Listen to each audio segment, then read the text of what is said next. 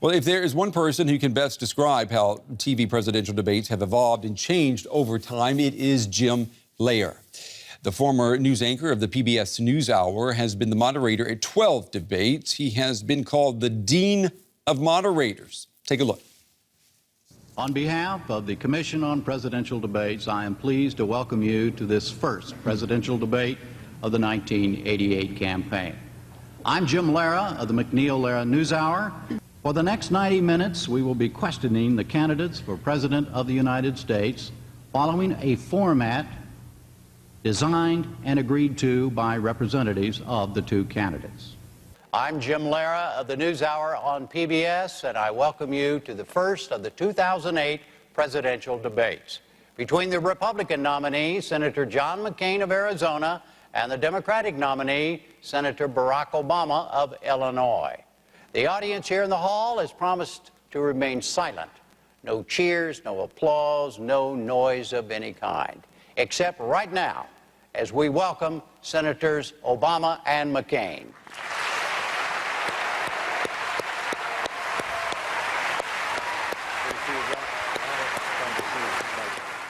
Well, the dean himself, Jim Lehrer, is joining me now from Washington. Jim, there you are. Good afternoon to you, Jim. Welcome to the day.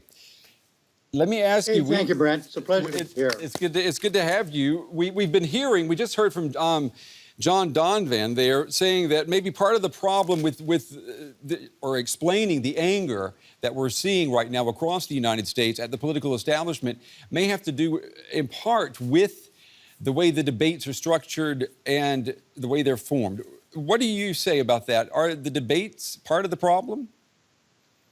No, I think that's nonsense. The debates are part of the solution to the problem. The debates are the only time during presidential election campaigns like this one that goes on for 18 months or 2 years. It's the only time when finally the two candidates, the two nominees in this case, are side by side on the same stage talking about the same things. They can talk under these rules. They can talk to each other. They can question each other. There are three of them. Each one of them is 90 minutes long. The rules are freewheeling in a way because each segment you can go 15 minutes or 20 minutes or whatever you want on one question, back and forth, back and forth, back and forth, and it is in the language that is spoken between the candidates is not only the language of words, it's also the language of body, and so you get a feel for the candidates, and you get a feel for them comparatively speaking. Up till now, up to the debates, every word you hear about or from these candidates, it's in an interview, one-on-one interview on television, it's in a TV commercial, et cetera, et cetera, et cetera. Now, for tonight, for the first time during this campaign, you see them live, real, together. And I think that's a very, very constructive thing. And all the records and all the reporting has shown that to be the case. And Jim, what about the job of the moderator? I mean, that is hotly debated right now there where you are. What role should the moderator take in this debate? Well, first of all, the reason the moderator has become more controversial than in the past is the rules have changed through the years. The first debate, and you showed the opening where I said, "Good evening, 1988, that was the first of my 12 debates. And I did 7 of the first debates in a row, in 7 election cycles in a row. And each cycle of debates, the rules have changed, and they've gotten more. In the beginning in 1988, there was a 2-minute answer, and then a 1-minute answer, and then response, and then a 30-second, and they're very rigid. Now, over time, and there were a series of panelists. There would be a moderator and 3 other journalists asking questions. Now we're to a format where, as I said earlier, it's wide open, much more wide open. It's looser. There's only one moderator. And when things get loose and there's only one moderator, well, if something goes wrong, somebody's going to have to lose or do poorly, or perceived to have done poorly in this debate compared to the other one. And the handlers of that candidate who did poorly is certainly not going to blame the candidate. So who are they going to blame? They're going to blame the moderator. Okay, and the so moderator is yeah. You would say the moderator then should not be the fact checker. I mean, you know that a lot of newspapers across the U.S. have written over the weekend that Donald Trump is, and they've used the word, a liar. So we can expect then that he's going to be truth challenged at this debate tonight. You don't think that Lester Holt, the moderator, you don't think that he should be a fact checker and that he should police the candidates and call them out when they tell a lie? Well, nobody. Hey, if it was a one-on-one interview, yes. If these are going to be simultaneous one-on-one interviews, yes. But in a debate, it's between the candidates. The moderator is supposed to facilitate the fact-checking of the other candidate, et cetera, et cetera, et cetera. If in fact the moderator does that a little bit and still feels that there's something left to be pursued, then the moderator can do that. But the moderator is not there as an interviewer. Okay, well, Let me interrupt you right there. I mean, I want to pick up on what happened in 2012 when CNN's Candy Crowley, she set off a firestorm of criticism when she corrected Mitt Romney, and it turned out, of course, I shouldn't say of course, but it turned out that she was right. Let's take a look at that clip. Governor, if you want to reply quickly to this, please. I certainly do. I think it's interesting. The president just said something which is that on the day after the attack, he went in the Rose Garden and said that this was an act of terror. That's what I said. You said in the Rose Garden, the day after the attack, it was an act of terror. It was not a spontaneous demonstration. Is that what you're saying? Please proceed, Governor. I want to make sure we get that for the record, because it took the president 14 days before he called the attack in Benghazi an act of terror. Get the transcript. He did, in fact, sir. So let me call it an act of terror. Can you say that a little louder, Candy?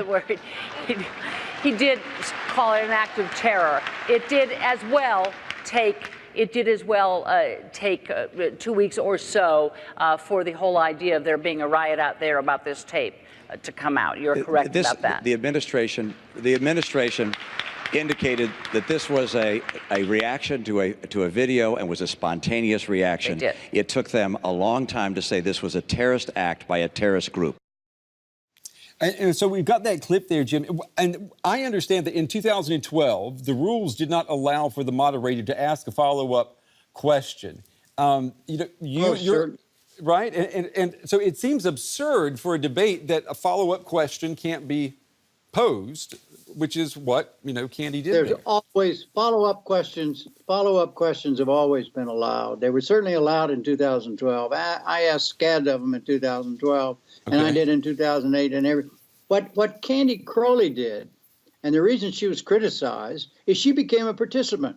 I mean, the man Romney was accusing Obama of having said a certain thing. Who's the best witness for that in defense of that is Obama, and the moderator. I mean, she stepped in for Obama, and that's not what a moderator is supposed to do. Okay. In other words, a moderator, it would be different if Candy Crowley had been interviewing Romney one-on-one, and Romney had said that, and she knew she had a different view of it. Then that's what an interviewer does, but not what a moderator of a debate does. And it's a real difference.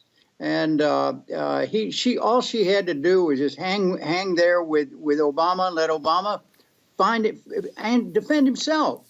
I mean, he had been accused of something, and that's not the moderator's job to defend a candidate with a candidate standing right there. That's the candidate's job. Let me ask you, Jim, Pew Research has found that ahead of this debate, not even 50% of Trump or Clinton supporters say they know a lot about where their candidate stands on the issues. Does that make tonight's debate more important? Or, I mean, it's also an indictment on journalism, isn't it, when people say they just don't know enough about the candidate? I mean, what's your take? Well, it's not an indictment. It's just an indication of where people are. And you go through history, I'm sure it's true in other countries as well. Comes a time in any kind of election when people really get interested. and the debates is the moment. We still have 6 weeks to go. And there are, and when you talk about fact checking, every word that is said tonight in this debate by the moderator, by the candidates, is going to be fact checked almost live by social media types, by hundreds, thousands of people between now and election day. Yeah. It is, and the campaign's really going to get intense, and people are going to want more and more and more and more detail as a result of the debate. But you can only do a certain number of things in 90 minutes, for goodness sake. True. You can't, you got 2 years of a campaign and you say, oh my God, we got to get it. No. You have to decide, and the moderator does this by him or herself, decides what are the key issues that are going to be discussed, and that's it. Jim, we've got about a little bit less than a minute left here. I just want to ask you, if you could give tonight's moderator, NBC News' Lester Holt, if you could give him one piece of advice before he goes onto the stage, what would it be? Do everything you can, Lester, to make sure that what is done over that entire 90 minutes is fair to both candidates, and to their positions, etc., and to keep in mind that this is being done for the voters. It isn't being done for the pundits. It isn't being done for the handlers of the candidates. It's being done for the voters so they can make a decision about for whom to vote for President of the United States. Okay. This is This is not a show or a piece of journalism. It's a crucial exercise. All right, Jim Lehrer, the Dean of Moderators. Jim, thank you very much. It's been an honor talking with you this evening. And please come back and talk with us on the day. Jim Lehrer in Washington. Will do. Well, we are almost finished with the day, but you can always keep the conversation going on Twitter, either at DW News, or you can use my handle, Brent Goff TV. Don't forget that hashtag, the day. And remember, whatever happens between now and then, tomorrow is another day. We'll see you then, everyone.